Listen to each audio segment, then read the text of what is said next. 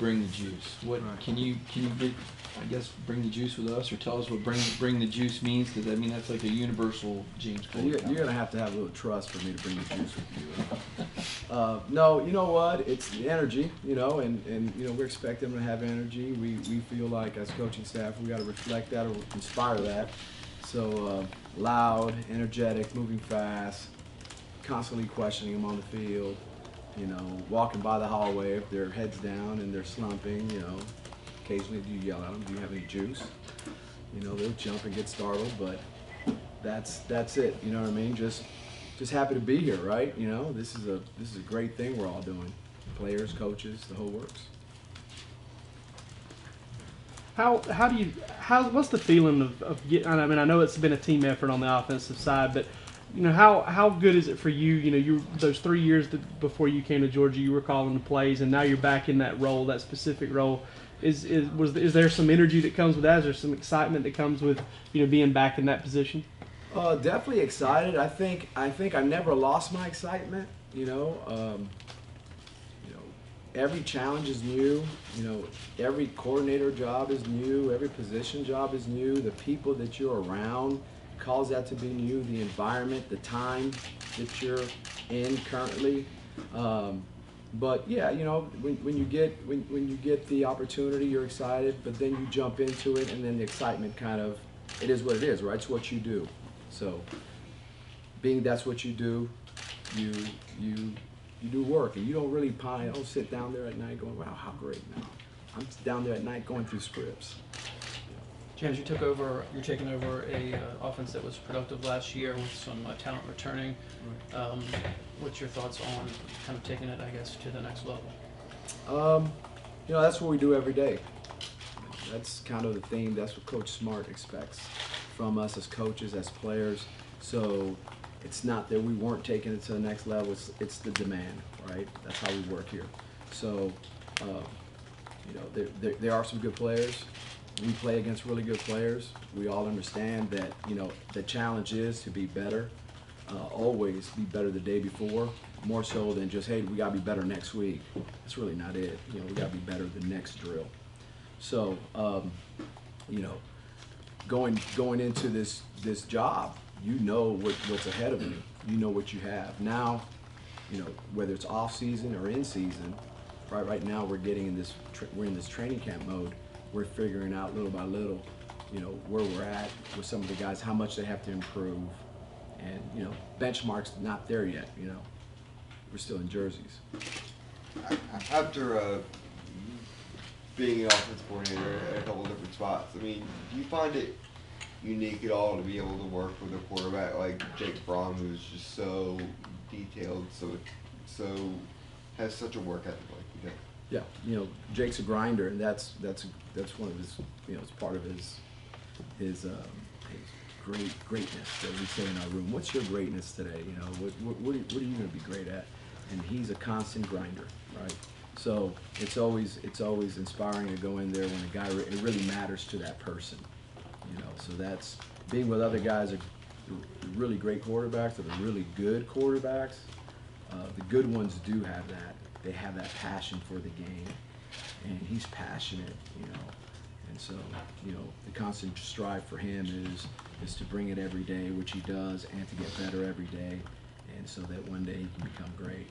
How do you weigh when you have incoming freshman talent at receiver like Pickens and Blaylock or Tom? How do you weigh the simplification of the scheme to get them on the field versus Jake's ability to make the play calls and adjustments at the line of scrimmage? How do you weigh it? Meaning, in terms of how far are you willing to go to get them on the field? How much can you simplify to get them on the field? Well, first of all, I don't think you simplify it for them early. I think you figure out how much they can retain, how much they can, what are they bringing into the table, and then at some point you sit back and say, okay, this guy has exceptional skill. We're going to feature him doing this and that because this might be too much. But ultimately, the goal is not to be, so complicated that you can't execute. You want to be complicated enough so you're not predictable. So those kids have been thrown in the fire a little bit this early in this camp. We want to see what they know, what they can pick up, and what they can do. What does Lawrence Cater bring in as an older guy who's kind of been through it before? You know, a lot of your days in Miami. What's he shown so far? I think the biggest thing is, and again, we're still in jerseys, right? Sure. Just coming to work every day, and enjoying the atmosphere of what we have, and being positive with learning and the learning curve, because it's definitely different every place you go. He's a veteran, and he's learning our culture. So, big thing also that he brings experience. So where you sit back and you say, well, I wonder if this guy's going to make this play in a particular time. Veteran guys, you've seen it happen. You know that they've been in those spotlights. You're in his 1 year crossover there at Miami. I mean, your relationship, knowing him, did that play into it at all? Your decision to pursue and go after him? He was a good player. I think a lot of us recruited him out of high school. I did. Obviously, we signed him at Miami. I know at Alabama, that crew when Kirby was there recruited him. So we all had some sort of relationship with Cager. His skill set, when he became available, also made it, a very intriguing thing to go after. But, knowing him a little bit further, working for a full year, you knew what type of character kid he is. So, yes. Obviously, you've Bell's offensive line. Have you, in your time in football, have you dealt with a line sort of that deep and with this much expectations coming into a season? Been very fortunate to be around some really good offensive line. In this group, when you're saying it on paper, potentially, they have that potential. We're still in jerseys, and in our game, it is what? It is a constant improvement on the field. The paperwork's kind of out the door, and I'm not saying paperwork regarding you guys and what you guys do, but I'm just saying now it's competition, and the depth chart, when you have depth with no injuries, right? Now you start seeing the level of competition, which helps you out within your periods. So this is probably a deep group going into training camp and in training camp and there's heated competitions going on. So it's good, helps you, it makes people better, and that's where it stands out. Having coordinated offenses at Florida State and Miami, and now you're doing it at Georgia, how much is James Coley and how much is the head coach that you're working for? Like, you have to adjust some things you like to do to meet the philosophies that Kirby wants his offense to emulate? Well, I think in the pro style game, you coordinate to your players. Players, not plays, right? It's a little cliche in the coaching profession, but it's the truth. Players, not plays. So Coach Smart is all about players and not plays. I think he definitely preaches that to us. And sometimes as coaches, you forget, and you're like, man, this scheme is really intriguing, but are your players touching the ball within the scheme? So, I don't know that there's been an adjustment. I've been here several years. I think that the philosophy that we have here at Georgia is that, who's touching the ball and are they the guys that are going to give us the biggest impact? But you definitely got to play towards your strength. So I've always been a part of that where I've been. Obviously, Miami, different situation, different personnel, but how much do you think you've changed because of 3 years calling plays there, experience? How similar would you say you are to that guy that was calling plays those years? Oh, I think your personnel changes you. So your personnel changes you completely. Whatever you have, wherever you're going, wherever you've been. I was coordinator at Florida State. We had different personnel than when I was at Miami. They have different personnel than we are here. So I think that changes you as a coordinator when you're a pro style guy. If you come in here with a system and you're running one of these spread systems and the system is what it is, I think when you're pro style, you really feature on who's touching the ball, how are we going to formate it for that person to touch the ball, how we're going to attack structure for those people to touch the ball. So it changes what I'm basically saying with your jobs. Obviously coming here, working under Coach Smart, it's football one-on-one every day. I mean, there's constant situations. He really pushes his coaches, develops his players, develops his coaches. So I feel like the last 3 years have been great for me as a coach, position coach, learning everything I've learned under him and his philosophy and his system. Having coached some big time tight ends and David Sure. Njoku and guys like that, what you look at Charlie and kind of his potential. He hasn't had really a chance to be that number one guy at that position yet. Where do you see his potential and how big of an impact do you think he can have in this offense? I think the potential part, it's hard for us right now because we're not in the potential mode in camp.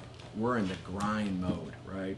So I got to think back and say, okay, where is Charlie at? Where right now we have Charlie in different situations, wearing multiple hats, and just seeing how much he can do. I think Charlie has a really good skill set. I think who he is as a person makes him a better competitor because he wants to be that good. Comparing him to the other guys, he's a little different from a lot of these other guys, and all those other guys are very different. Joko is very different from Herndon. That's very different from Clyde Walford. That's very different from Nick O'Leary, right? Those are all guys that are different, and Charlie is probably a bigger guy than most of those guys. I think Charlie has a right mindset right now. After day three, we're gonna see where he's at towards the end of camp. And this who he is as a person, and we know how he competes. He's probably the highest percentage catcher for us last year at 90%. So we'll see. Speaking of touches, where Demetrius didn't get many last year. Do you see that going up this year? What have your observations have been so far? Day three, and coming out of spring, D-Rob, has continued to improve. Within our system, he's definitely a guy who's got a great skill set. He's fast, he's quick. We just got to continue to develop him into the type of player we need him to be. And right now he's playing multiple spots, so he's as a player he's growing. I think that's the biggest part for him, is to continue to grow within our system. Coming out of high school, he was a really good athlete, and now when he went to college, he's learning to be a wide receiver, right? I think Coach Hankton's done a good job with him. I like what I see right now. I just want to see it continue. I want to see some consistency from these guys. Kirby talked about Eli Wolf's strength and speed compared with the other tight ends. Did you know that when you brought him in, and does he fill the Nauta role, or is there different roles for those tight ends in your scheme? Well, certain guys can do certain things. So if you're the best, if you sit there and you say you're the best five offensively, philosophically, how are you going to use their skill set? His skill set is, we're just tapping into it because we're probably going into pads today, right? So we're going to figure out some more, about their skill sets. But he does move well. He's a wide receiver coming out of high school, so he's got the ability to run routes. He's got good hands. So we'll see. We'll see where he goes. But yes, that was very intriguing. Us seeing Isaac go to the NFL and him taking. It opens the opportunity for a lot of catches for whatever five guys can fit those roles to get that. But he's definitely in competition. Again, going back to your question, we're like a D-Rob, and see if he fits within the five guys that are available in the skill sets where we'll create our personnel groups, right? What have you seen out of Zamir White? Samir, again, I've said this, jerseys, right? But love seeing the kid play, right? We love this kid, so very unfortunate his injuries. So just seeing him out there, getting plays, running the ball, catching swing passes, and picking up protections. It's fun. It's fun coaching him because you know how grateful he is to be back out there, right? Just love the kid though. He's a moose. You know what I mean? It's a big dude. In terms of going back to the whole recruiting dynamic and adding guys, how does your history of being in Miami, how does that give you an asset to build relationships down there with the South Florida player, I suppose, of bringing guys from Miami up here? Right. And it helps. It definitely helps. The relationships that I have down there are, you know, lifelong relationships with guys that I grew up with, right? So it definitely helps in recruiting. Help me with your boy Javon Wims, right? You guys still buddies? Talk a little bit. Yeah? Yeah. Tell him to call me. But yeah, it helps. James, are you going to be in the press box, Con? We haven't decided that yet. You know, still Last talking through it, yeah. last year, what was the dynamic like with you and Jim? Did you did Jim call all the plays? Did you Sure, kind yeah. of consult? What was it? Oh, we definitely consulted in between series, but Jim called all the plays. Jim headed the whole deal. I was kind of his right hand up in the press box, and you know, he turned around and said, "Hey, look at these, you know, different scenarios, and tell me what you think." And then he'd choose what he liked. So that was our dynamic. You mentioned the things about Jake that make him similar to some of the great quarterbacks that you've been around in the past. Is there anything different about him that makes him stand out, that makes him unique among guys that you're working with? Again, you know, when you talk about all these other guys, you know, they all have their greatness to them. You know, every single one of them. They're the guys I've been around. It's hard to find guys that are carbon copies of each other. One thing I do know about Jake is I'm not walking in the meeting room without him not being in there. Right? So like, he's already watched the film. He's already sitting there going, okay, what do you got for me? I've watched it. You got anything new? You know, so it challenges you as a coach. You got to go in there and you got to make sure that, you know, you are maximizing his potential in the meeting room so he can go maximize it on the field, because he does so much work on his own. And I think that's it, all the extra work he does. And I've been around some guys that do a lot of extra work, and he probably does a little bit more than I've been around. Small sample size so far, obviously, from Kenny McIntosh, but what did you guys see from him in high school that made you target him and get him to be a part of this program? Bigger back, just a guy to be able to move in the backfield, showed that he had bursts and really good hands out of the backfield. You know, played in a fast league down in South Florida. You got to see him play against fast people. Sometimes that transition from high school to college, I take the plays and learning the system out of it, the physical part of it. You know, when guys play around against fast competition, it's a plus, because there's not a learning curve physically for them. There's just a mental learning curve. You got time for 2 more questions. When you were saying to have Wims call you, is it because you need wideouts, or how do you feel about the guys you have? No, I love Javon. Jim and Javon go way back, but I love Javon. We speak often, Javon and I. So, Well, I was asking, so how do you feel about the guys you have? I know there's a lot of guys that are inexperienced. I'm excited about the guys we have. I'm excited that they're competing as hard as they're competing. Day 3 going into day 4. I love the fact that, you know, they're out there grinding now. You know, there's a lot of things that we require from them coming in and out of meetings, and the challenge is on, right?